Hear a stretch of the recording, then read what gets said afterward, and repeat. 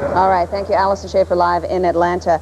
A little while ago, we told you about a fire that was burning in Sonoma County, and we're going to go back to Rob Marshall, who is flying above the fire lines to get that point of view. Rob? Yeah, Tori, you're looking at live pictures. You're looking at live pictures now, Tori.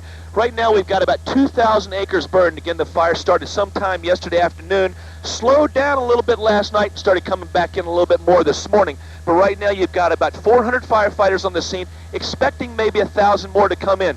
As we widen out and come right down into the center of the fire, a lot of brush has been burned. Right now, there's not an awful lot of flame, but a lot of smoke that's going out through Sonoma, down through Napa, on into the Fairfield area. We've understand one home has been destroyed, 60 residents have moved out, 75 other homes have been evacuated and or being threatened at this point. One good thing that we are looking at, pointing out, is the vineyards that are in this area have not been affected because of the way they're set up. They haven't been too much of a fire zone. Only the surrounding brush has been affected. Again, 2,000 acres, firefighters, about another 1,000 firefighters on the way inbound, 40% containment at this point. They're really hoping to have total containment by about 6 o'clock tomorrow evening, Tori. All right, thank you very much. Rob Marshall flying above the fire lines for us this afternoon. In Florida. Continue to scorch the wine country, but by this time tomorrow, firefighters expect to have things under control. Good evening. Nobody is more relieved than the dozens of people who spent the last 24 hours worried their homes would burn to the ground. But it looks tonight as though the worst is over. Tonight, the wildfire that threatened the heart of the Sonoma and Napa wine country is about 70% contained. The blaze broke out in dry brush yesterday afternoon near the town of Glen Ellen, spreading quickly towards Sonoma. We have two reports for you tonight. Channel 7's Mabel Jong reports on people allowed back into their homes, and Channel 7's Jim Weeder is live in the town of Sonoma tonight. Jim, how's it look? Excellent compared to yesterday, Dan. We're outside City Hall, and residents here made a rather unusual prayer for an August evening last night.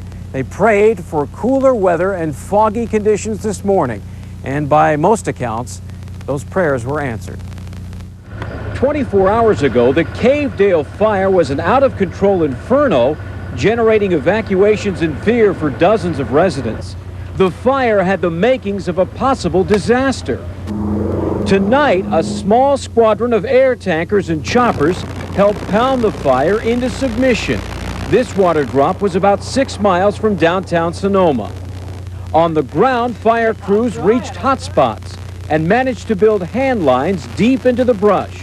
What we've done is we've removed the vegetation in hopes that we can control the fire at this point, and separated that area from the burned to the unburned, or as we call it, green area. The theory is this will give us a fighting chance and a place to stay, make a stand. We got what heat we did encounter knocked down pretty quickly, and kind of, subsided the danger for the crews that were working down there. So it worked out pretty well. It has been a long, hot 24 hours for an estimated 1,500 firefighters. But there's a sense on the fire line the worst is over. We may have turned the corner, and we may have the fire out, and it's nice to have cooler weather, and the fog may really help us tonight. Despite that optimism, there are several hot spots burning tonight. The fire is 70% contained. Full containment is expected Friday afternoon. They have made good progress. Jim Weeder reporting on some very encouraging news tonight from the town of Sonoma. Now, at the height of the fire, up to 100 homes were evacuated, but all the residents were allowed to return home earlier tonight. Unfortunately, this is what one family discovered. Their home was one of two that was completely destroyed in the blaze. Considering the size of the fire, though, it's amazing more homes weren't lost. Still, it was a close call. Channel 7's Mabel Jong spoke with three families tonight and joins us live from Sonoma with their stories. Mabel? Carolyn, as you mentioned, a very, very close call. So far, the damage from this blaze is estimated at $1.7 million. But firefighters, like the ones that are going to depart Moon Mountain Road pretty soon, say they're surprised more homes weren't lost. Behind me in the canyon below, fires continue to burn, but they're controlled fires as crews try to put out this blaze completely. As firefighters continued to set back fires in the Ferrando's own backyard, the family casually took note. Just come out to see what it looks like after dinner, to see what's burned and what's still there, what hasn't. When suddenly the controlled burn appeared to be getting too close for comfort when a manzanita tree exploded into flames. see this cabin right here? It's right uphill, and where that's flared up, if it came and hit those trees right behind me, then we'd have a problem right here. And that's what we've been watching. That's why we're sitting here tonight. The Ferrandos stood ready with water hoses while a strike team of fire crews surrounded the Ferrando house. Over 1,000 Christmas trees from the family business were already lost to the blaze. All the roads are open. The traffic barricades will be lifted. Earlier, anxious residents who had been evacuated from their homes yesterday afternoon were told they could finally return to their properties. That looks okay. Eileen Adams was relieved that her home, one of up to 100 that were evacuated, did not suffer any damage. Neither did Wally Welch's, although he disagreed with being evacuated so early, especially when he could have lent a valuable helping hand. We should have alerted them that we have a great deal of knowledge of our neighbors here. We could have been probably the greatest volunteer fire department for them. Terrell, not far from where I'm standing, 45 acres of valuable vineyard were burnt to the ground, but firefighters say it was actually the vineyards that helped save homes up here. As you know, vineyards are rich with minerals and moisture, and those elements actually help save homes. Reporting live from Moon Mountain Road, I'm Mabel Jong. Back to you.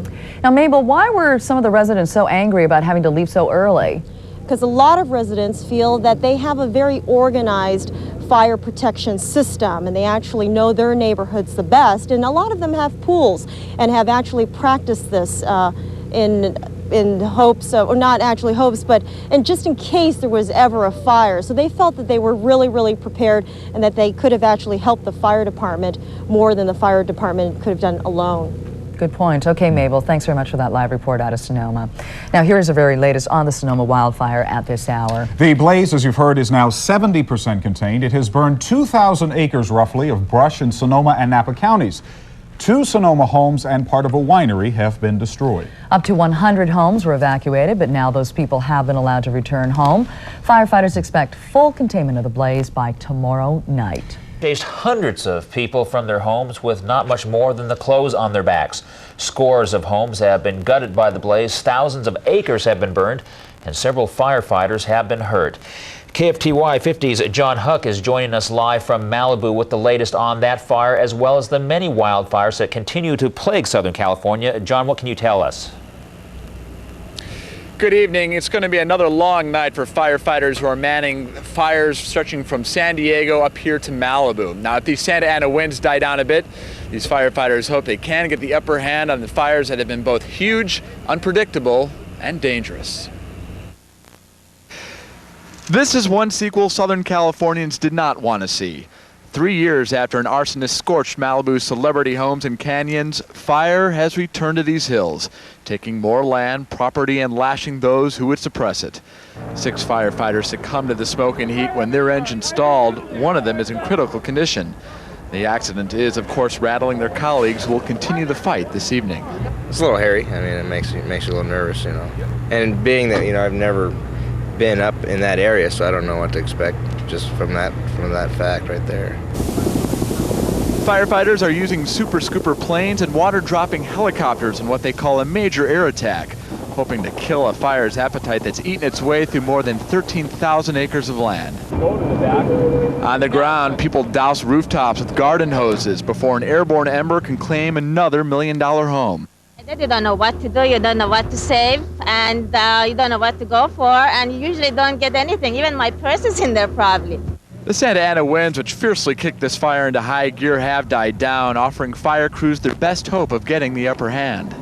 If the wind cooperates, we may have containment within a day or two, which means we just merely have a line around the fire. It's still capable of being jumped by an ember if the wind blows it, but after containment comes control, and then we just continue to monitor the fire to make sure that all the embers are out, and that'll go on for a few days. Damage estimates from 6 Southern California fires approach $1 billion. President Clinton's Interior Secretary Bruce Babbitt is in town this evening and promises some sort of federal disaster relief is in the works. I'm John Huck reporting live from Malibu, California. Back to you. Okay, John, thanks for that update.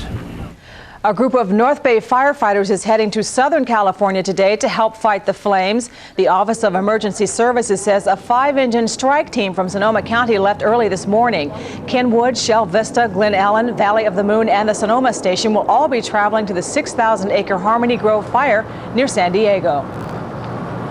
Kind of just everybody helps each other. You know, when Sonoma County has a big fire, like we had the Cavedale fire, for instance, earlier this year, other counties came to help us.